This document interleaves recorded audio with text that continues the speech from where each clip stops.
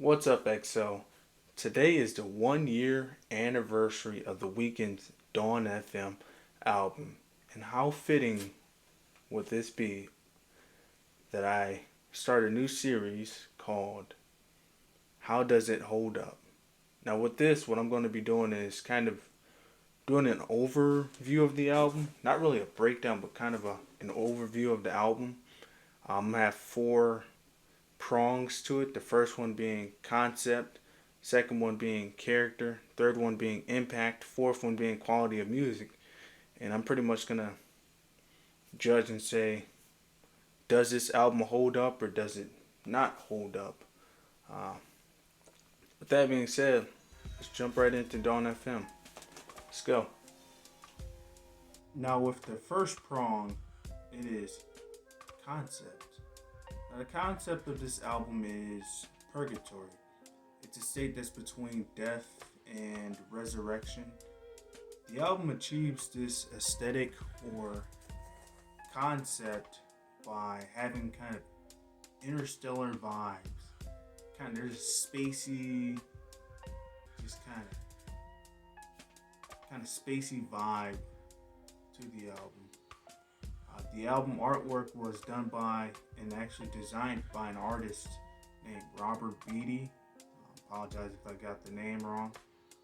But this guy, his thought process when going to designing this album was a 70s sci-fi kind of vibe, and we all know, The Weeknd really loves the movie aesthetics. He really loves that type of vibe, especially when it comes to his music videos. But yeah, as you can see what I'm wearing now, the concept, he killed it. Robert Beatty really killed it with this. That holds true for a lot of the other merch that did come along with this album.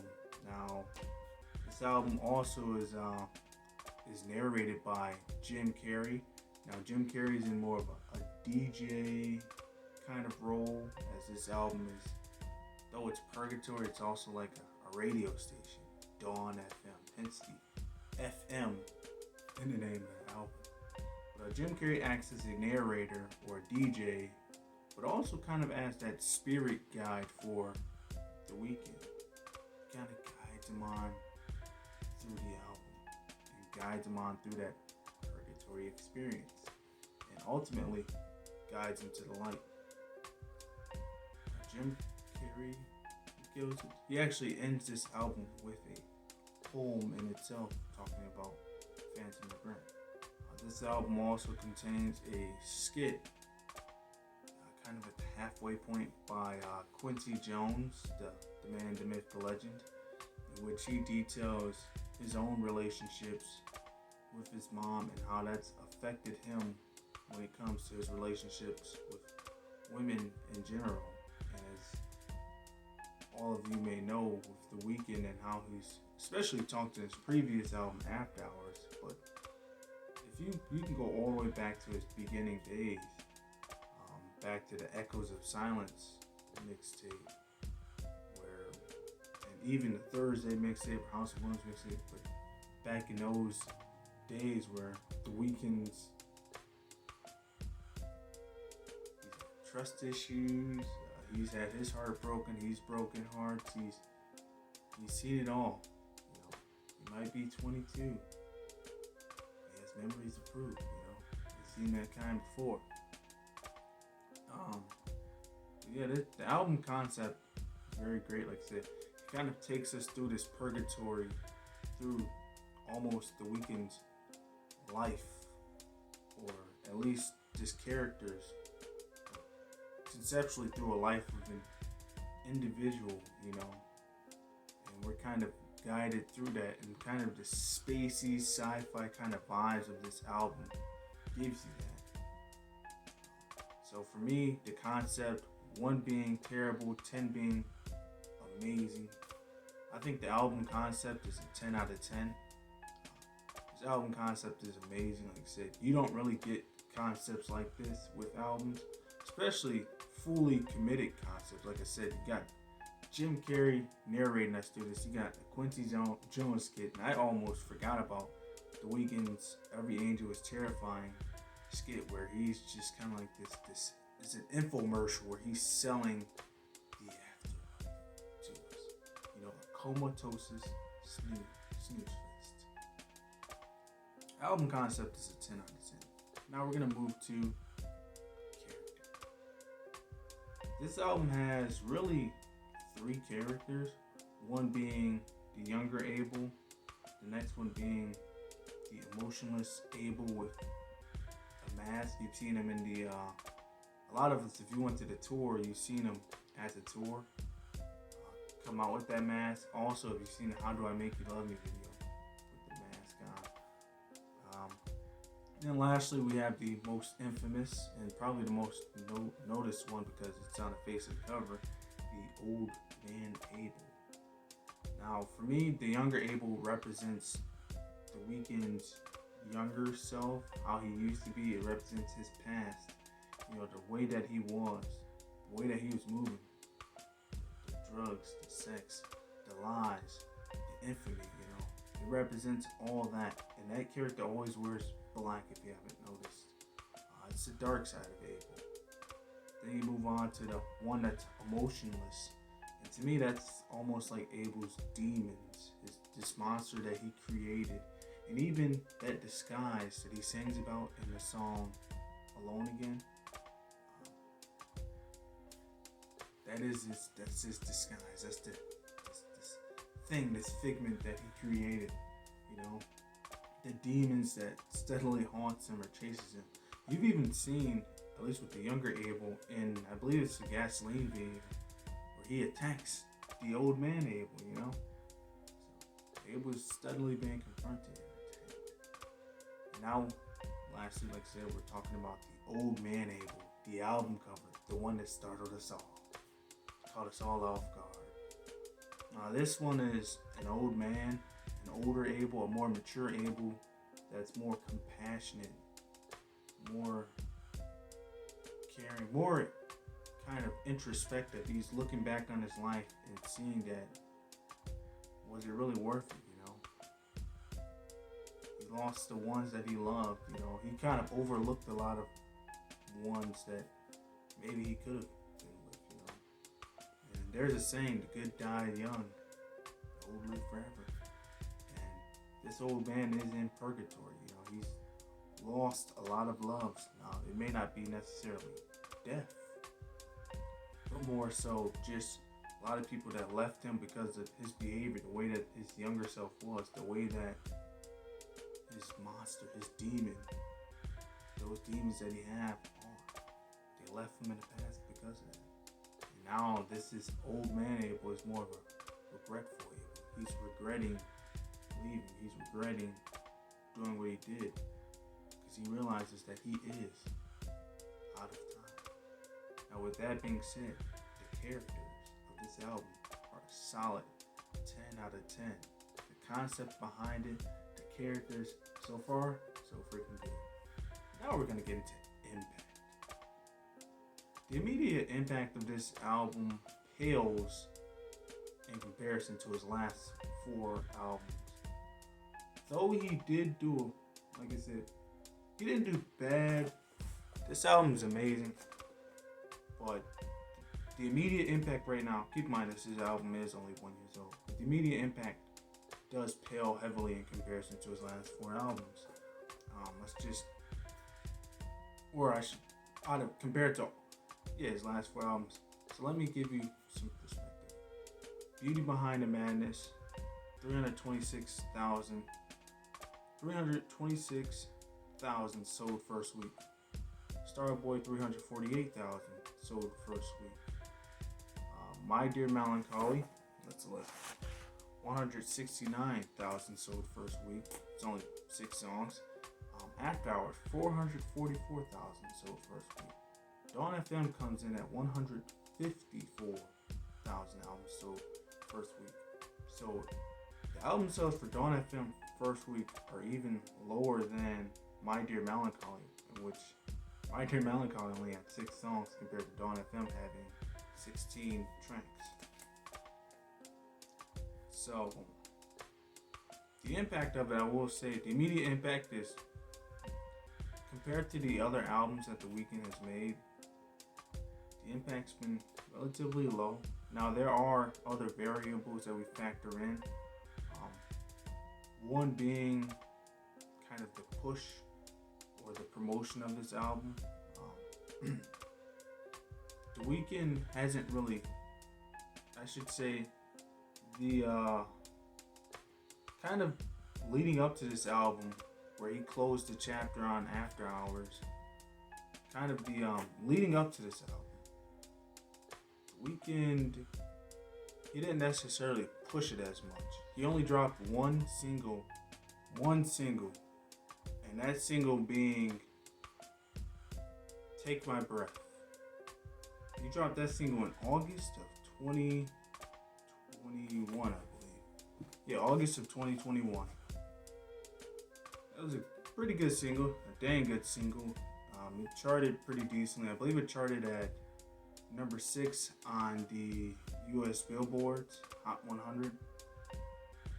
However, after that, The Weeknd didn't do much else promotion for this album.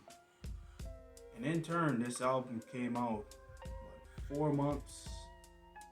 Came out 4 months after.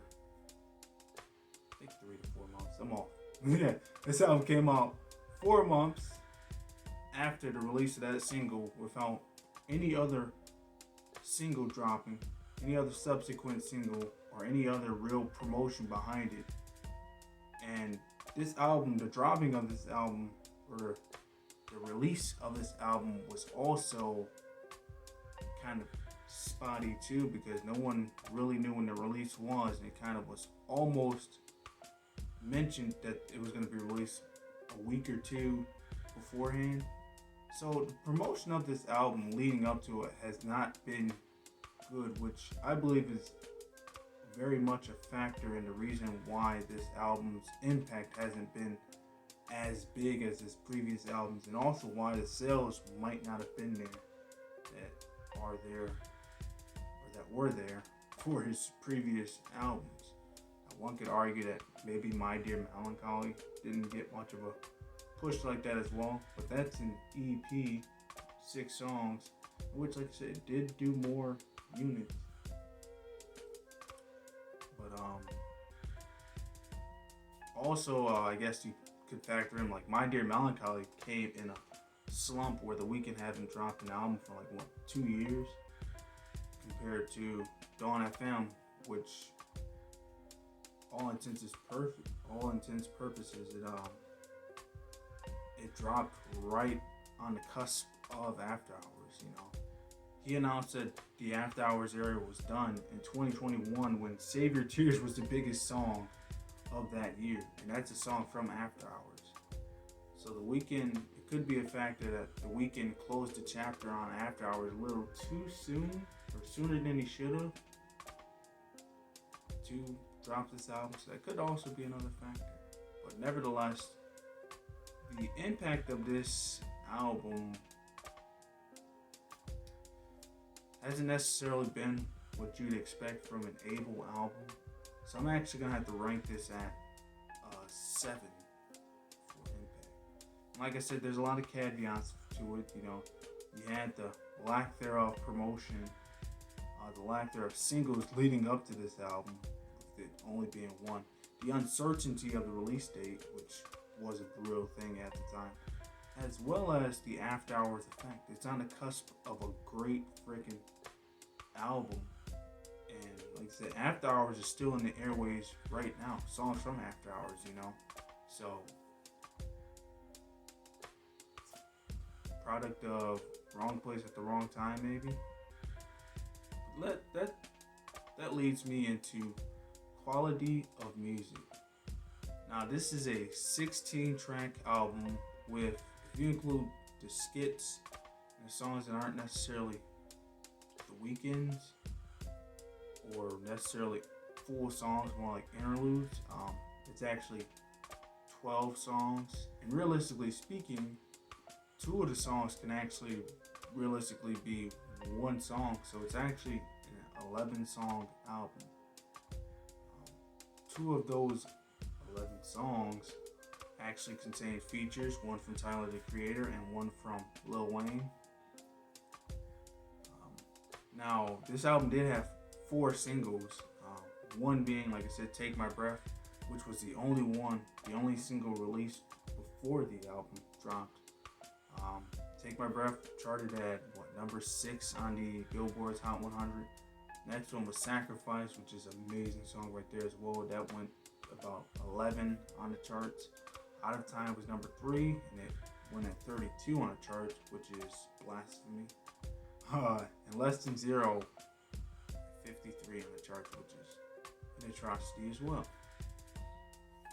Now, the music on this album is freaking amazing. Like I said, it has that purgatory feel, that spacey kind of feel, that psychedelic feel. Songs like How Do I Make You Love Me and Take My Breath and Gasoline really get you moving. And you also have songs like Out of Time that just channels that inner Lionel Richie available, that R&B available. You also have Is There Someone Else or Starry Eyes that really gives you a different side of The Weeknd, where he used to be the one cheating. Now he's being cheated on and he's salty about it, So, really, the mashup of songs in here are freaking amazing. And I didn't even mention, like I said, Less Than Zero. Arguably Song of the Year of 2022. Freaking killed it. Less Than Zero was freaking amazing. Like I was saying, The Weeknd, the songs on this album, the quality of music on this album is amazing. And I also will say, song for song, this album can compete with every single album that he has. Every studio album that he's released, from Kissland to After Hours, song for song, Dawn FM can go toe to toe with them. Now, I will say, the drawbacks to this track list is it does contain several skits. Like I said, you kind of toss out 4 songs on there. Not that they're bad to listen to, but like I said, they're skits. One's a poem by Jim Carrey. One's the album intro. One's another kind of skit. It's not really a song. So you're left with, like I said, 12 songs, but really it turns into 11. And when you talk about the 2 features, Tyler the Creator and Lil Wayne, both of them do their thing. However, compared to the features that The Weeknd has had on his previous albums, when you're talking about Lana Del Rey with Prisoners, Kendrick Lamar with Sidewalks, when you're talking about Ed Sheeran with Dark Times, when you compare those memorable, great features to these ones, they pale in comparison. These ones are somewhat forgettable, these features on it, compared to The Weeknd's previous album features. So that is kind of a drawback. Like I said, all in all, the music on this album is amazing. This album is, the quality of music is amazing. This album is a mood album. It's an album where you just want to vibe and chill and coast, float in space. Listen to this in a dark room with star projectors.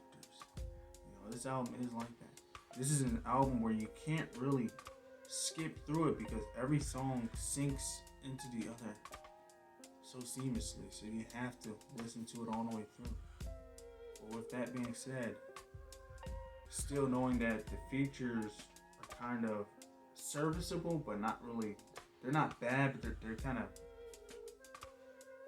in the middle, as well as it containing 4 skits, which does pull music away, which does make this album feel a lot shorter because we're not getting that much music, or at least it feels like we're not getting that much music. I will say that quality music ranks at 8.5 for me with this. Now, here's the end question. Does this album hold up? 1 year later, hell yeah, this album holds up. Of course, this album holds up. Come on. I'm rocking the merch for a reason. This album does hold up. We gotta keep in mind, this album is only 1 year old. So there's still a lot of time. When you look at the quality of music, like I was just saying, the music on this album is freaking amazing. It can go toe to toe with any other album of his. As well as when we talk about the character that he has. Though it might not be as iconic as his amazing pineapple hairdo or his red blazer, I do think this Abel right here is more mature Abel and very much not so subtle with the character being an old man, but I do think it's pretty funny. It is pretty interesting and pretty. I would never expected an old man Abel. Nobody would have. So like I said, we put those all together, as well as the concept being different than every other album of his, and probably being the most, I guess, this probably being his most conceptual album and different album of all of them. It does really show growth in him as an artist, and like I said, all those things combined to me makes this album amazing. And over the years, it's only going to get better. And the only problem with this album is, like I said, the lack thereof promotion on the Weeknd's part. This album is one major push from Abel away from being a freaking hit, just like his previous other albums. And like I said, we're only 1 year in, and as we speak today, the Weeknd just dropped the music video for "Is There Someone Else?" So there's still a lot of time. We're still in the crux of that time frame. As we know, the Weeknd makes timeless, ageless music. If songs like "Die For You" or "I Was Never There" has told us anything, has taught us anything, it's that the Weeknd's music can re-chart years later. It can hit those charts again and again and again. It just does that. We know that. So the Weeknd, you can't put a timer on his music. Though first week sales might be this or that we can't have that hold too much of a bearing, because the Weeknd's music goes beyond first week sales. People listen to his music way more than just the first week. As you already saw, the Weeknd's "Blinding Lights," which did come out way back when. It came out in 2019, and it took 3 months for that song to become a #1 song. And now it's the #1 song, the most streamed song on Spotify. We see the Weeknd at 90 million streams a month. One of the top streaming artists of the decade, of this current decade, as well as of all time. The Weeknd's music holds up very well over time. Now, it's the 1 year birthday of Dawn FM, so y'all better go ahead and listen to that damn